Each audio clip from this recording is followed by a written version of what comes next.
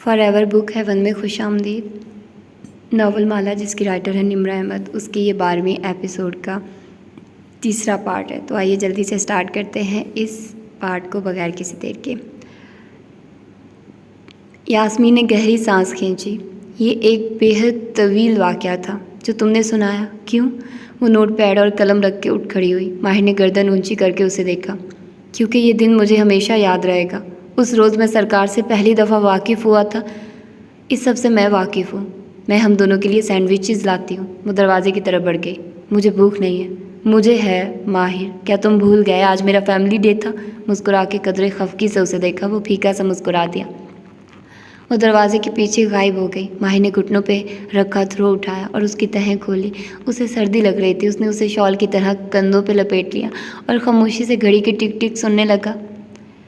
مہبینہ کو ایئرپورٹ پہ الوداع کہہ کے وہ باہر نکلا تو رات اندھیر ہو رہی تھی۔ اس کی ہیوی بائک وہیں اس کی منتظر تھی، اپارٹمنٹ بلڈنگ تک۔ واپسی کا سفر زیادہ طویل نہ تھا، یا شاید وہ تیز بائک چلا رہا تھا۔ عمارت میں داخل ہوتے ہی لابی سامنے نظر آئی، عربوں کے مخصوص آرکیٹیکچر کی نمائندہ کرتی۔ اونچی مرمری محرابی چھت، بلند ستون، پھولوں کی دل فریب خوشبو۔ وہ دستانے اتارتا ہیلمٹ پہلو میں اٹھائے سیدھا لفٹ کی جانب بڑھ گیا۔ ایک عورت لفٹ کے دروازے کے آگے کھڑی تھی، کیونکہ اس کی ماہر کی طرف پوچھ تھی۔ سفید دوپٹہ، نیچے شلوار قمیض۔ اس کے ہاتھ میں بہت سے شاپنگ بیگز تھے۔ وہ جھک کے کچھ کر رہی تھی۔ جیسے ہی لفٹ کے دروازے کھلے وہ اندر داخل ہوا۔ عورت ساتھ ہی داخل ہوئی۔ بیگز ماہر سے ٹکرائے۔ عورت کا توازن برقرار نہ رہ سکا۔ وہ لڑکھڑائی، بروقت دیوار کا سہارا لیا۔ سوری۔ وہ چونک کے اس کی طرف بڑھا، ہیلمٹ رکھ دیا، پھر جھک کے بیگز سمیٹے، ایک بیگ، دوسرا، تیسرا، ہینڈل سے پکڑ کے ان کو اکٹھا کیا۔ عورت نے تسبیح والا ہاتھ بڑھایا۔ شکریہ۔ اس نے بیگز پکڑاتے ہوئے نگاہ اٹھائی۔ عورت نے آنکھوں پہ سن گلاسز چڑھا رکھے تھے، حالانکہ وہ لفٹ میں تھے۔ اس کی رنگت سانولی تھی۔ وہ ہلکا سا مسکرائی، ہونٹوں کے گرد لکیریں سی بنی۔ ماہر نے 3 سیکنڈ کے لیے اس کا چہرہ دیکھا اور شکریہ سر کے خم سے قبول کرتا سیدھا ہو گیا۔ اس کا ذہن کہیں اور تھا۔ اس نے نہیں دیکھا کہ عورت نے مسکراتے ہوئے ہونٹ گول کیے ہیں، پھر ہونٹ کھولے ہیں۔ ایک پھونک ہونٹوں سے نکلی اور ہوا کے دوش پہ اڑتی ہوئی اس کے چہرے تک گئی۔ عورت نے چہرہ موڑ لیا۔ لفٹ اوپر جا رہی تھی۔ وہ مطلوبہ فلور پہ سامنے دیکھتے ہوئے اترا۔ سن گلاسز والی عورت اس کے ذہن سے محو ہو چکی تھی۔ ویسے بھی ایک انسانی ذہن کو کسی اجنبی کا چہرہ یاد رکھنے کے لیے اس کی آنکھیں دیکھنا ضروری ہے۔ اتنی دور خود جانے کی کیا ضرورت تھی سرکار؟ 1 گھنٹے کی فلائٹ تھی شمس۔ 10 گھنٹے کی ہوتی تب بھی ہم چلے جاتے۔ رات کی تاریکی میں ٹیکسی ایئرپورٹ کی طرف رواں دواں تھی۔ پچھلی سیٹ پہ بیٹھی نگینہ بیگم ایئر فونز کانوں میں لگائے کہہ رہی تھی۔ آصف اس کے معدے میں شیاطین کو داخل کرنے میں کامیاب ہو گیا تھا، لیکن چونکہ وہ خود آزاد ہو چکا ہے، اس لیے وہ شیاطین چند دنوں میں ہی کمزور پڑ جاتے اور وہ واپس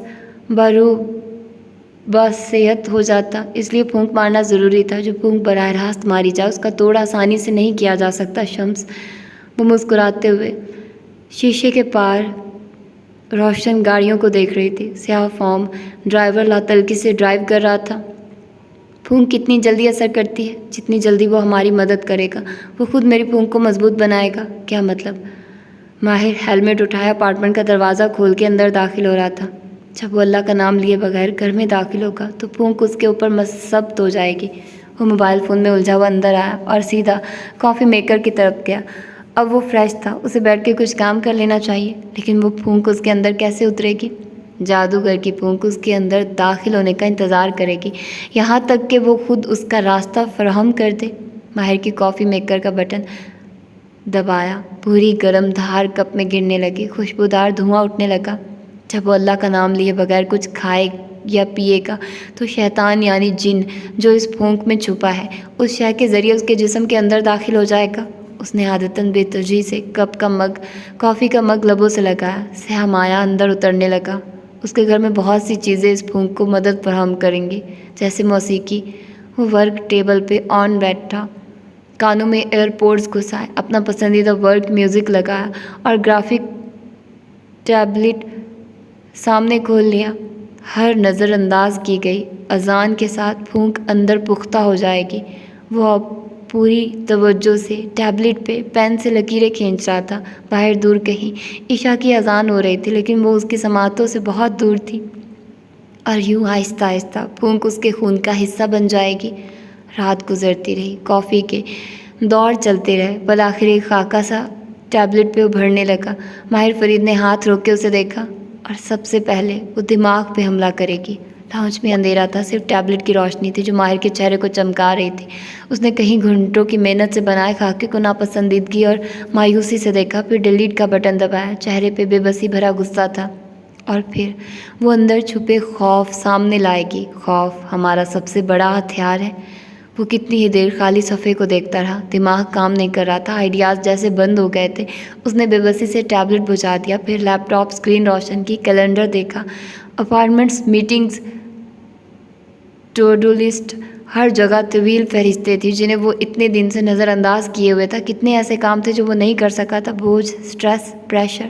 اس نے کن پٹیاں انگلیوں سے دبائی، اسے لگا اسے بخار ہو رہا ہے، اور خوف کے دریا کو پار کرنا آسان نہیں ہوتا شمس۔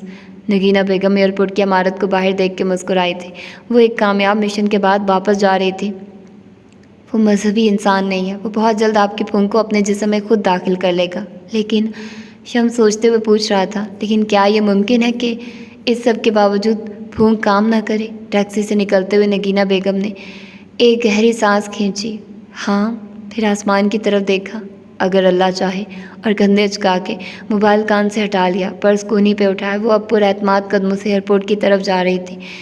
ادھر اپنے اندھیر اپارٹمنٹ میں بیٹھا ماہر خوف اور بے بسی سے لیپ ٹاپ اسکرین کو دیکھ رہا تھا۔ ایک زمانہ تھا جب اس نے قطر اور لندن کے درمیان ریئل اسٹیٹ کا کام شروع کیا تھا۔ 2 سال انہوں نے اس کام میں بہت نفع حاصل کیا تھا، لیکن اب کہیں نئے اسٹارٹ اپس وہیں کام کرنے لگے تھے۔ اس کے ذہن میں خدشے ابھرنے لگے، وہ سب آگے نکل جائیں گے اور وہ پیچھے رہ جائے گا، وہ ناکام رہ جائے گا، سب اس کے کنٹرول سے نکلتا جا رہا تھا۔ وہ وہیں صوفے پہ لیٹ گیا، اس کا جسم بخار میں بھنک رہا تھا، آنکھیں بوجھ تلے بند ہو رہی تھی۔ کھڑکی کا پردہ ذرا سا ہٹا تھا، اس کے پار سے اونچی روشن عمارتوں کی روشنی لکیر کی صورت میں سینٹر ٹیبل پہ گرتی تھی۔ باقی سب اندھیر تھا، وہ سویا نہیں تھا، اس کا دماغ جاگ رہا تھا، بس آنکھوں پہ بوجھ تھا۔ اس نے تم پہ پھونک ماری ہے، کسی نے اس کے قریب سرگوشی کی تھی۔ ماہر نے آنکھیں کھولنی چاہی، لیکن ان پہ بوجھ تھا، جیسے کسی نے ٹیپ لگا کے انہیں بند کر دیا ہو۔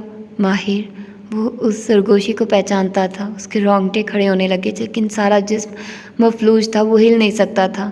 ماہر، کوئی تھا جو سینٹر ٹیبل پہ آ بیٹھا، ایسے کہ روشنی کی لکیر کا راستہ رک گیا۔ ماہر کی آنکھیں ہلکی سی جھری کھلی تھی، وہ دھندلا سا منظر دیکھ سکتا تھا۔ میز پہ بیٹھے وجود کا اسے گھٹنوں سے نیچے کا حصہ دکھائی دے رہا تھا، کھلے سیاہ ٹراؤزرز، پیروں میں بند جوتے، اس کے ہاتھ گھٹنوں پہ تھے، وہ سفید رنگ کے بوڑھے ہاتھ تھے، ایک انگلی میں سبز نگینے والی انگوٹھی تھی۔ اس کا نام سرکار ہے، اس کی طرف جھک کے کہہ رہا تھا۔ اس نے تم پہ پھونک ماری ہے، تم بیمار پڑ چکے ہو، تمہیں علاج چاہیے، یہ ایک طویل علاج ہوگا۔ خوف اس کے سارے جسم کو اپنی جکڑ میں لے چکا تھا۔ اس نے پورا زور لگانا چاہا، لیکن وہ 1 انچ حرکت نہ کر سکا۔ تمہاری بہن نے مجھے اس کی قید سے آزاد کروایا ہے، اس لیے میں تمہاری مدد کرنا چاہتا ہوں۔ دیکھتے ہی دیکھتے اس کی آنکھوں کے سامنے ایک منظر ابھرنے لگا، وہ خواب تھا جیسے، یا کوئی سراب۔ وہ ایک تاریک کمرہ تھا، وسط میں روشنی کا ہالہ جو سیدھا اس پہ پڑ رہا تھا۔ ایک چوگھا پہنے بیٹھا شخص، لمبے سفید بال، نارنجی رومال سر پہ باندھے، وہ اس کی جانب پشت کیے بیٹھا تھا۔ یہ سرکار ہے، سرگوشی اسے بتا رہی تھی، جیسے کوئی ہاتھ سے پکڑ کے اسے قدم قدم اس منظر میں آگے چلا رہا ہو۔ وہ دھیرے دھیرے چلتا اس کے قریب آیا۔ زمین پہ بیٹھے شخص کا سر جھکا تھا، دبلا پتلا سا وجود، چہرہ واضح نہ تھا، آستین اوپر چڑھے تھے۔ ایک بازو پہ ماہر کی نگاہ ٹھہر گئی، اس پہ سیاہ رنگ کا سلیب سے ملتا جلتا نشان بنا تھا، جس کے گرد نقطے لگے تھے۔ کون ہو تم؟ اس نے خود کو کہتے سنا۔ نارنجی رومال والا جھکا سر دھیرے سے اٹھا، اس کا چہرہ سامنے آیا۔ وہ ایک بوڑھا مرد تھا جس کی سفید داڑھی تھی، اس کی آنکھوں میں سرما لگا تھا۔ ماہر کو دیکھ کے وہ مسکرایا اور واپس سر جھکا لیا۔ اس کے جھریوں زدہ ہاتھ کسی دھاگے کو لپیٹ رہے تھے۔ یہ کون ہے؟ وہ اب ارد گرد اندھیرے میں دیکھتا پوچھ رہا تھا۔ حورِ جہاں کی بیٹی سے پوچھو، وہ اس کو پہچانتی ہے۔ یہ کون ہے؟ وہ گول گول گھومتا اس سرگوشی کو تلاش کر رہا تھا۔ تم بیمار ہو، الفاظ گڑبڑ ہو رہے تھے، منظر دھندلانے لگا۔ ایک دم کوئی فسوں سا ٹوٹا۔ ماہر فرید جھٹکے سے اٹھ بیٹھا، لاؤنج اندھیر تھا، اس نے تیزی سے بتیاں آن کی، اس کا تنفس بے ترتیب تھا اور جسم پسینے میں بھیگا تھا۔ وہاں اب کوئی نہیں تھا، جیسے کوئی ابھی اٹھ کے گیا تھا۔ اس کی موجودگی کا احساس ہنوز فضا میں قائم تھا، وہ کانپ رہا تھا، خوف سے، بے یقینی سے۔ اس نے گھٹنے سینے سے لگا کے ان کے گرد بازو لپیٹ لیے، ہراساں نگاہوں سے دائیں بائیں دیکھا۔ وہاں اب کوئی نہیں تھا، لیکن ماہر فرید جانتا تھا کہ زندگی اب पहले जैसी नहीं रहेगी। उसके मैदे का दर्द फिर से उठने लगा था। मौजूदा दिन, जद्दा, सुबह मक्का। क्या देखा आपने? अपार्टमेंट की खामोशी को रामीन की आवाज़ ने तोड़ा था। वो दोनों आमने सामने कारपेट पे बैठी थी। रामीन ने उसके हाथ थाम रखे थे। वो परेशान नज़र आ रही थी और खौफज़दा भी। कहाँ से शुरू करूँ? जब आपने माहिर को हिलाल के बारे में फ़ोन किया, इससे अगली सुबह क्या हुआ? कशमाला मुबीन ने गहरी सांस ली, धीरे से अपने हाथ अलग किए। ढीला जुड़ा कमर पे गिरा था और चंद लिट्टे बहरान चेहरे के का हाला किए हुए थी। उसने बेरहमी से बाल कान के पीछे अरसे और कहना शुरू किया, फ्लैश लाइट्स। अगली सुबह वो एकदम बोल की एक खूबसूरत गली थी। सड़क किनारे बहुत से कैफ़े बने थे जिनके छज्जों से सफ़ेद फूलों की बेलें लटक रही थी। सफ़ेद फूल और सब्ज़ टहनियाँ। वहाँ दूसरा कोई रंग ना था। गोल पत्थरों से बनी गली में कशमाला कदम कदम चलती आगे बढ़ रही थी। तमाम कैफ़े खाली थे, गो के उनमें नाश्ते की महक थी। चाय की दोहरी कतीलियाँ चूल्हों पर चढ़ी थी, उनसे भाप निकलती दिखाई देती थी, लेकिन वहाँ कोई इंसान ना था। कैफ़ेज़ के बाहर रखी कुर्सियाँ मेज़ें भी खाली थी। सब कहाँ चले गए? वो उलझी उलझी सी कदम उठा रही थी। नफ़रतन वो रुकी। एक कैफ़े के सामने बिछी कुर्सी पे माँ बैठी थी, सफ़ेद दुपट्टा सर पे डाल के, कानों के पीछे अरसे। वो सोने के कंगन वाले बाजुओं से थाल में रखे फूल चुन रही थी, टहनियाँ अलहदा, पत्तियाँ अलहदा। माँ। किसी मामूल की सी कैफियत में वो करीब आई। उन्होंने सब्ज़ आंखें उठा के उसे देखा, फिर मुस्कुराई। माला, क्या तुमने फ्लैश लाइट्स तलाश की? क्यों? उसने ताज्जुब से रोशन गली को देखा, फिर आसमान पे चमकती सुबह को। यहाँ तो रोशनी है, आपको फ्लैश लाइट से क्या देखना है?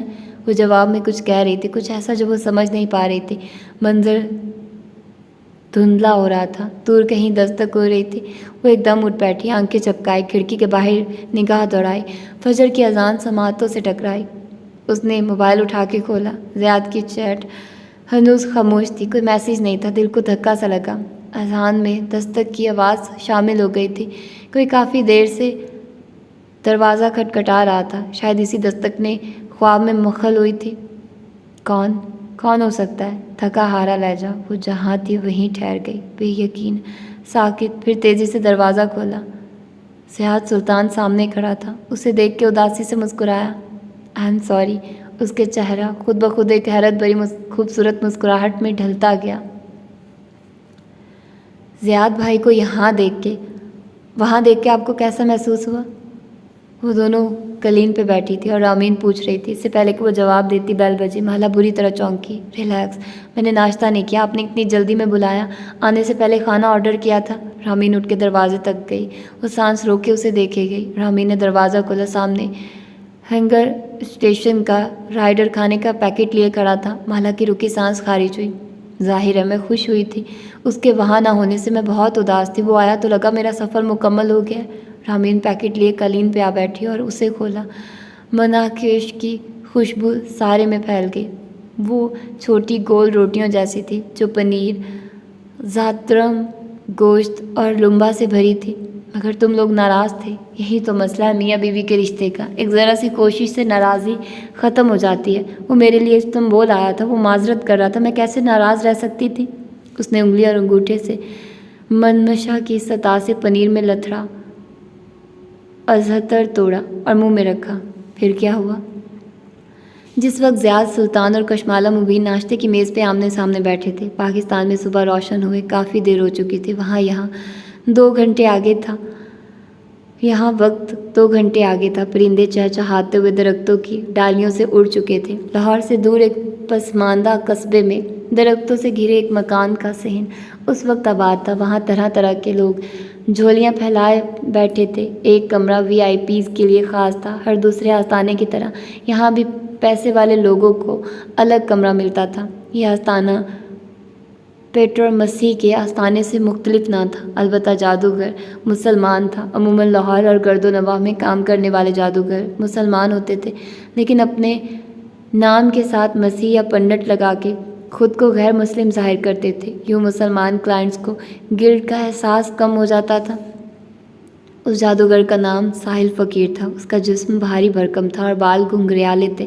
आंखों में सुरमा डाले, गंदा मैला चूहा पहने, वो गर्दन में हड्डियों का हार डाले हुए था। उसे नजासत भरा हुलिया जिन्नात को काबू करने के लिए अपनाना होता था। आम दिनों में वो साफ़ सुथरे हुलिये में भी रह सकता था, لیکن ایسے حلیے کلائنٹس کو مزید مرعوب کرتے تھے، اور اس کے سامنے صوفے پر بیٹھی کبیرہ بیگم بھی اس وقت شدید مرعوب نظر آ رہی تھی۔ آپ کو تصویر واٹس ایپ کی ہیں، سر پہ وائی کٹ بال سیٹ کیے، کانوں میں ہیرے پہنے، سادہ لباس، ایک کندھے پہ شال اور وہ انگوٹھیوں سے مزین ہاتھ ہلاتے ہوئے یاد دلا رہی تھی، دیکھی ہیں تمہاری بیٹی اور زیاد سلطان کی۔ ساحل فقیر نے ناپسندیدہ سی آواز نکالی، وزن کم کر لے تو اس آدمی سے شکل میں کافی بہتر ہے تمہاری بیٹی۔ اس کو واضح طور پہ زیاد سلطان پسند نہیں آیا تھا، بات رنگت کی نہیں تھی، زیاد سلطان کی تصویر میں کوئی کشش نہ تھی۔ کیا بہت پیسے والا ہے؟ عامل اب فون پہ زوم کر کے زیاد کی تصویر دیکھ رہا تھا۔ اس کی شکل یا عمارت میرے لیے اہم نہیں ہے بابا جی، مجھے اپنی بیٹی کی شادی اسی آدمی سے کرنی ہے، وہ زور دے کر بولی۔ مگر وہ شادی شدہ ہے، وہ دھیرے سے مسکرائی۔ اسی لیے آپ کے پاس آئی ہوں۔ ساحل فقیر معنی خیز انداز میں مسکرایا۔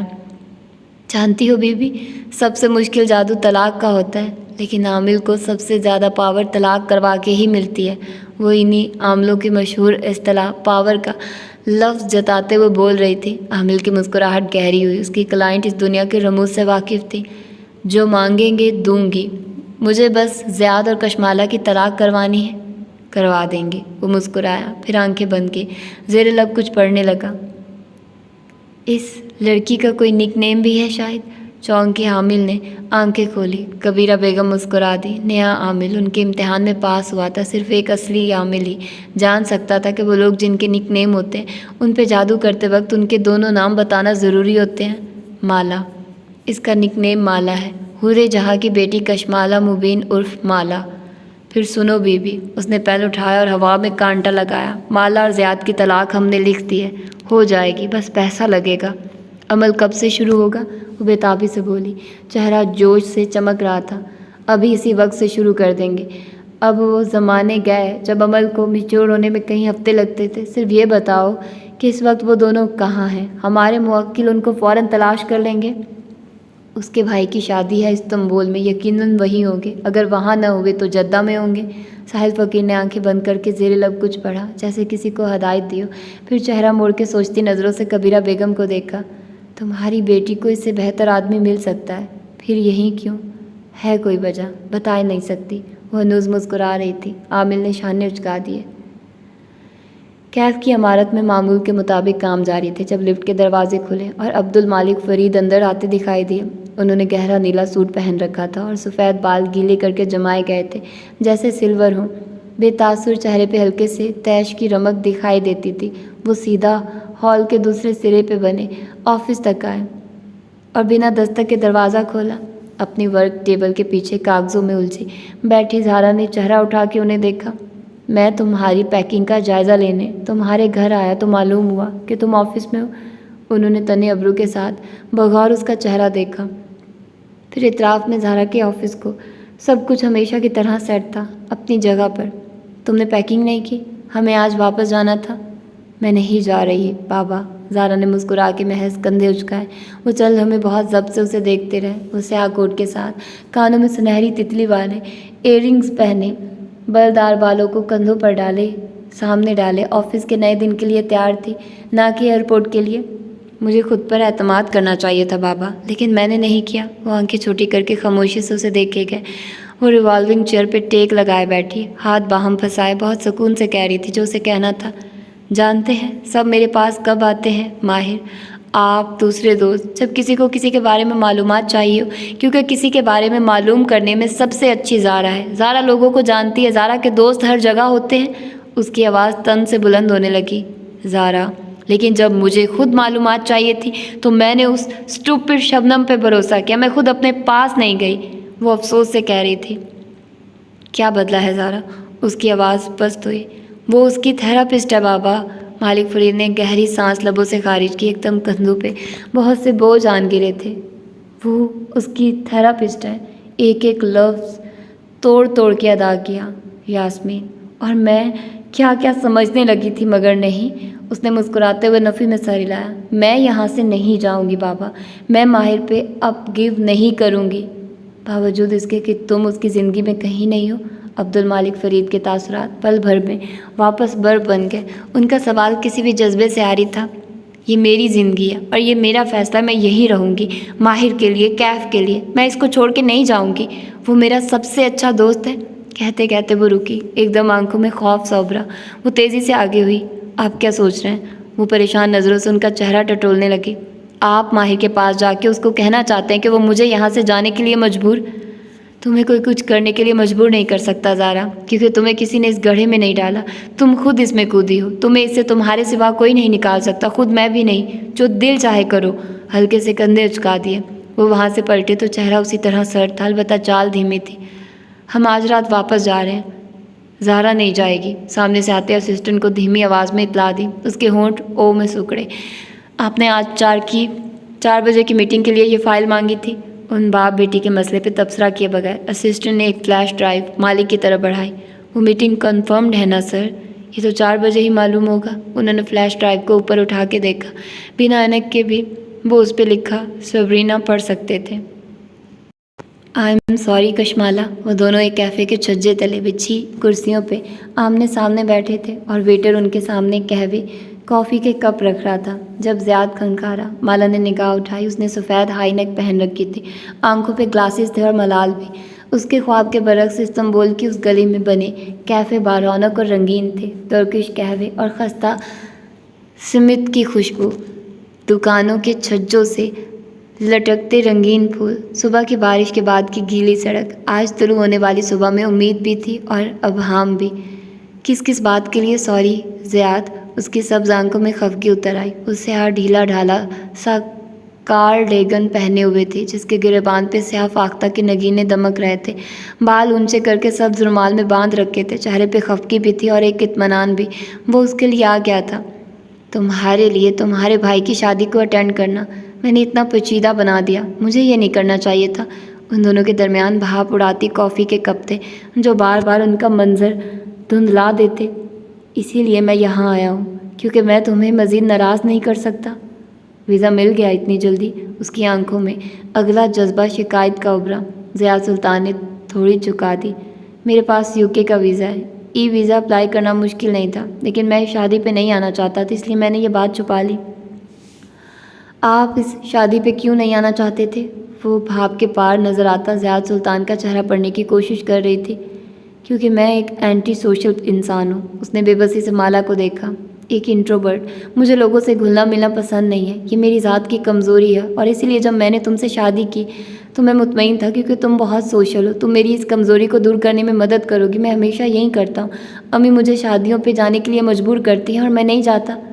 آپ ازا کی شادی پر بھی آئے تھے۔ ماں کی بیماری تشخیص ہونے سے چند دن پہلے جب میں لاہور آئی تھی، وہ یاد کر رہی تھی، اور اس سے 1.5 سال پہلے آپ سہیل کی شادی پہ بھی آئے تھے، اور یہ وہ ملاقات تھی جو اسے یاد نہیں تھی، جیسے وہ یادداشت سے محو ہو گئی ہو۔ ہاں، گزشتہ 3 سال میں ہمارے خاندان میں 8-10 شادیاں ہوئی ہیں اور میں نے صرف 2 اٹینڈ کی ہیں۔ کہا نا میں اس چیز میں اچھا نہیں ہوں، مگر میں اس عادت کو بدلنا چاہتا ہوں۔ آپ کو یہ تب سوچنا چاہیے تھا جب میں 2 ہفتے تک آپ کی منت کرتی رہی تھی، وہ دکھی انداز میں یاد دلا رہی تھی۔ میں خوف زدہ تھا۔ زیاد نے پھر سے چہرہ جھکا دیا۔ کس سے؟ زیاد نے نگاہ اٹھا کے اسے دیکھا تو آنکھوں میں شرمندگی تھی۔ یہی کہ یہاں سب مجھ سے پوچھیں گے کہ میری جاب کیسی جا رہی ہے، اور مجھے جھوٹ بولنا پڑے گا۔ جاب؟ اس کا سانس تک رک گیا۔ میں نے تمہیں ایک بات نہیں بتائی، اس نے تھوک نکلا، جیسے یہ بتانا اس کے لیے کسی بوجھ سے کم نہ تھا۔ میری جاب چلی گئی ہے۔ وہ ساکت بیٹھی اسے دیکھے گئی، جیسے معلوم نہ ہو کہ کیا رد عمل دینا چاہیے۔ دراصل میں نے خود ہی نوکری چھوڑ دی تھی۔ مجھے مکہ کی ایک کمپنی کی طرف سے بہتر جاب کے لیے گرین سگنل مل گیا تھا۔ وہ میرے دوست کی کمپنی تھی۔ میں نے ایک غلط فیصلہ کیا اور لالچ میں اپنی پرانی جاب چھوڑ دی۔ میں تمہارے لانگ سٹینڈرڈ کو مینٹین کرنا چاہتا تھا تاکہ میں تمہیں اصلی ہیرے گفٹ کر سکوں، مگر آپ نے کہا تھا کہ آپ کو کمپنی نے ٹرانسفر۔ جھوٹ بولا تھا تاکہ تم مجھ پہ غصہ نہ کرو۔ سوچا جب اچھی جاب مل جائے گی تو سرپرائز دوں گا، لیکن مکہ آ کے اس نے افسوس سے سر جھٹکا۔ میرا اس دوست کے ساتھ معاملہ خراب ہو گیا میرے غصے کی وجہ سے۔ اس نے بہت تکلیف سے ماتھے کو چھوا، جیسے خود پر غصہ آ رہا ہو۔ اس نے میری بنی بنائی بات خراب کر دی اور میں تب سے بہت سٹریس میں تھا، اسی لیے میں تم سے بھی کھچا کھچا رہنے لگا اور ٹریول بھی نہیں کرنا چاہتا تھا، ورنہ میں ٹریول پسند کرتا ہوں، مجھے خود شوق ہے۔ وہ الجھن سے اسے دیکھی گئی. کیا وہ کہانی بنا رہا تھا یا وہ جانتا تھا؟ وہ اس کا پاسپورٹ دیکھ چکی تھی، لیکن پاسپورٹ اس نے خود ایسی جگہ رکھا تھا جہاں سے وہ دیکھ سکے.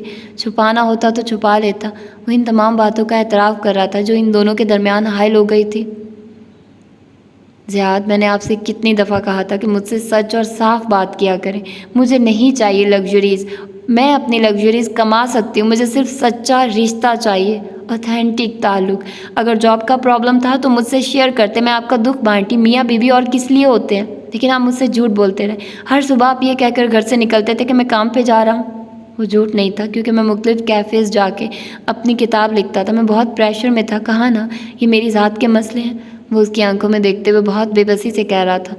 ہر شادی میں مسئلے ہوتے ہیں، لیکن ہمیں ان کو مل کے حل کرنا ہوتا ہے. ایک دوسرے کو چھوڑ کے نہیں چلے جانا ہوتا. مجھے جب یہ احساس ہوا تو فوراً یہاں آ گیا.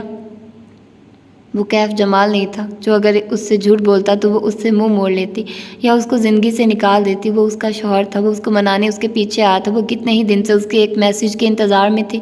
اس کے کندھے ڈھیلے پڑنے لگے، پیشانی کی لکیریں مٹنے لگی. ہمارے درمیان اتنے فاصلے کیسے آ گئے ہیں زیاد؟ کپ اٹھائے پتھروں سے بنی سڑک پہ چلتے قدموں کو دیکھتے ہوئے وہ ملال سے بولی. ایسی شادی اس نے تصور نہیں کی تھی. اسی پل کچھ عجیب سا ہوا. اچانک جیسے اوپر سے بارش ہوئی. وہ دونوں چونکے. نہ جانے کہاں سے چند قطرے زیاد کے سفید سویٹر پہ آن گرے. وہ پانی کے قطرے نہیں تھے، وہ خون کے تھے. مالا نے بے اختیار گردن اٹھائی. اوپر کچھ بھی نہ تھا سوائے آسمان یا چند سی گلز کے جو یوں ہی استنبول کے گلیوں کا چکر لگا کے سمندر تک چلے جاتے تھے. شاید یہ ہے ہمارے درمیان فاصلوں کی وجہ. زیاد نے ٹیشو اٹھایا اور دھیرے دھیرے وہ قطرے صاف کرنے لگا. وہ جیسے شل سی بیٹھی تھی. کبیرہ تائی. ذہن کے پس منظر میں ایک الارم سا بجا. وہی ہو سکتی ہیں. امی نے مجھے ان کے بارے میں وارن کیا تھا. امی بہت نیک خاتون ہیں، ان کو سچے خواب آتے. انہوں نے خواب میں کچھ دیکھا تھا. کبیرہ تائی ہماری شادی کی سب سے بڑی مخالف تھی. وہ جادو میں بھی مشہور ہیں، اور جادو کے بارے میں زیادہ نہیں جانتا سوائے اس کے کہ سب سے خطرناک جادو میاں بیوی کو جدا کرنے والا جادو ہوتا ہے. کسی میکانیکی عمل کے تحت اس نے زیاد کا فکرہ مکمل کیا. خود سوچو کشمالہ، ہم نے پسند کی شادی کی تھی. پھر ایسا کیا ہوا کہ ہم دونوں ایک دوسرے سے اتنے ناراض رہنے لگے؟ میں تم سے باتیں چھپانے لگا اور تم مجھے چھوڑ کے یہاں آ گئی. وہ اب ٹیشو بھگو کے اپنا سویٹر صاف کر رہا تھا. سرخ دھبے مزید پھیل گئے تھے. وہ پلک تک نہیں چپک سکی. چہرہ سفید پڑنے لگا. جادو. اسے اپنی آواز کسی کھائی سے آتی سنائی دی. وہ سمجھی تھی یہ چیزیں اس کا پیچھا چھوڑ چکی ہیں، لیکن میوزک باکس کی آواز، ماں کا خواب، وہ سب ویسا ہی تھا. ہو سکتا ہے ہمیں ایک دوسرے سے دور کرنے میں اس جادو کا ہاتھ ہو. یہ تو میں نے سوچا ہی نہیں تھا. اس کا دماغ ایک دم بہت سے حصوں میں بٹ گیا تھا. کافی ٹھنڈی ہو رہی تھی لیکن اسے پرواہ نہ تھی. جدہ میں گزرے وہ آخری تکلیف دیتی کو ورکنگ سپیس کے باتھ روم میں بیٹھ کے رونا، اکیلے پیکنگ کرنا اور زیاد کا کمرے میں نہ آنا. وہ تمام شکوک جو زیاد کے لیے اس کے دل میں در آئے تھے. زیاد کا خراب موڈ، گھر کا تلخ ہوتا ماحول، کیا معلوم وہ سب جادو ہو؟ ورنہ زیاد تو ایسا نہ تھا. وہ تو خود جاب کے لیے پریشان تھا. وہ اس سے جان بوجھ کے کچھ نہیں چھپا رہا تھا. وہ صرف اس کو ایک بہتر طرز زندگی فراہم کرنا چاہتا تھا. اس نے کیسے اتنی سی بات کو اپنے اور اس کے درمیان آنے دیا؟ بہت سے مردوں کی جاب چلی جاتی ہے، وہ شرمندگی سے گھر میں نہیں بتاتے. بہت سے مرد بیویوں کے خاندان کی شادیاں اٹینڈ نہیں کرنا چاہتے. یہ روٹین میں ہوتا تھا. اس نے اس بات کو اتنا کیسے بڑھا دیا کہ وہ اپنی زندگی زیاد سے الگ کرنے کا سوچنے لگی تھی؟ اس نے ایسا سوچ بھی کیسے لیا؟ آئی ایم سوری زیاد، اس نے خود کو کہتے سنا. شاید میرے اوپر بھی جادو اثر کر رہا تھا. وہ چھوٹی باتوں کو کسی حصے سے بڑا بنا کے دکھا رہا تھا. وہ ابھی تک بے یقین سی تھی. جو ہوا سو ہوا. اب ہم مزید ان چیزوں کو اپنے درمیان نہیں آنے دیں گے. اس نے دھیرے سے اس کا ہاتھ تھاما اور بہت وثوق سے اس کو یقین دلایا. مالا نے گمسم سے انداز میں سر ہلایا. لیکن آپ مجھ سے ہمیشہ سچ بولیں گے؟ ایک وہمہ سا ابھی تک اندر سر اٹھا رہا تھا، لیکن اس نے اسے دبا دیا. ہمیشہ. وہ مسکرایا. بہت دیر بعد وہ بھی بالآخر مسکرا دی. دونوں نے اپنی اپنی کافی اٹھا لی. گھونٹ بھرتے ہوئے مالا نے ایک نظر گھڑی کو دیکھا. آج ماہی اور حور آ رہے ہیں. میں حور سے ملنے کے لیے بہت ایکسائٹیڈ ہوں. بہت سا بوجھ کندھوں سے اتر چکا تھا. وہ ایک دم خود کو بہت ہلکا پھلکا محسوس کر رہی تھی. یہ سب جادو ہی تھا. وہ ایسے ہی اتنی پریشان رہی. حور؟ اچھا، ماہی کی بیٹی. ہاں، وہ مجھے بہت پیاری ہے. پھر ایک گرد سا دل میں سر اٹھانے لگا. آپ کو بچے پسند ہیں زیاد؟ سب کو ہوتے ہیں. وہ مسکرایا. آپ میرے اور اپنے لیے کیا سوچتے ہیں؟ یعنی ہمارے بچے؟ مجھے بچے نہیں چاہیے ہیں. وہ ایک دم اتنی تیزی سے بولا کہ وہ جہاں تھی وہیں رہ گئی. جی مطلب ابھی نہیں چاہیے ہیں. زیاد سلطان سنبھل گیا. کچھ سال ہمیں اپنے رشتے کو دینے چاہیے. بچے پیدا کرنے کے لیے ایک عمر پڑی ہے. اس کے کندھوں سے گرا بوجھ ایک دفعہ پھر دھیرے دھیرے واپس آنے لگا۔ مالا نے سر ہلا دیا اور کافی کا ایک اور گھونٹ بھرا، پھر منہ بنایا۔ انہوں نے میرے منع کرنے کے باوجود کافی میں اتنی چینی ڈال دی ہے، میں بھی کب سے پیے جا رہی ہوں، مجھے شوگر سے دانے نکلتے ہیں۔ آپ پی لو، کچھ نہیں ہوتا۔ وہ مسکرا کے گھونٹ بھر رہا تھا۔ وہ پہلے ویٹر کو آواز دینے لگی، پھر رک گئی۔ اس کا دماغ کہیں اور الجھ گیا تھا۔ زیاد نے نامحسوس انداز میں کاغذ کے خالی ریپر کو گول مول کر کے جیب میں ڈالا۔ اس کی جیب میں چند شوگر کیوبز تھے جو ایسے ہی کاغذوں میں لپٹے تھے۔ تمہارے سامان کے ساتھ میں نے چند شوگر کیوبز بھیجے تھے بیٹے، جانتی تھی ایسا وقت آئے گا جب میرا کیا ہوا دم کمزور پڑنے لگے گا اور تمہیں ان کیوبز کی ضرورت ہوگی۔ تمہیں اپنی ماں کی ضرورت ہمیشہ رہے گی۔ استنبول جاتے ہوئے ان کو ساتھ لے جانا، تمہاری بیوی پھر کبھی تم پر شک نہیں کرے گی۔ وہ مسکرا کے خاموشی سے اسے دیکھ رہا تھا جو الجھی سی کافی پی رہی تھی، پھر رک کے جیسے یاد آیا، آپ کو کیسے معلوم ہوا کہ میں کس ہوٹل میں ہوں؟ صبح لینڈ کرتے ہی میں نے موہت کو کال کی تھی، اس نے سرپرائز رکھنے کا وعدہ کیا تھا۔ اوہ موہت، اس نے ماتھے کو چھوا، مجھے ویڈنگ کیک کے لیے بیکری جانا تھا، آپ آئیں گے؟ نہیں، میں تھکا ہوا ہوں، ویسے بھی کپڑے بدلنے پڑیں گے۔ اس نے ایک افسوس بھری نظر سویٹر پہ پڑے داغوں پہ ڈالی۔ میں دوپہر تک سوؤں گا، تم اکیلی چلی جاؤ گی نا؟ وہ بہت اطمینان سے پوچھ رہا تھا۔ اس نے سر ہلا دیا، دماغ کہیں اور پھنس چکا تھا۔ تو یہ تھی اس کی تیسری ایپیسوڈ یا تیسرا پارٹ کہہ لیں، تو ہوپفلی کہ آپ لوگوں کو پسند آیا ہوگا۔ پھر ملتے ہیں اس کے اگلی ایپیسوڈ میں۔ اپنا ڈھیر سارا خیال رکھیے گا۔ اللہ حافظ۔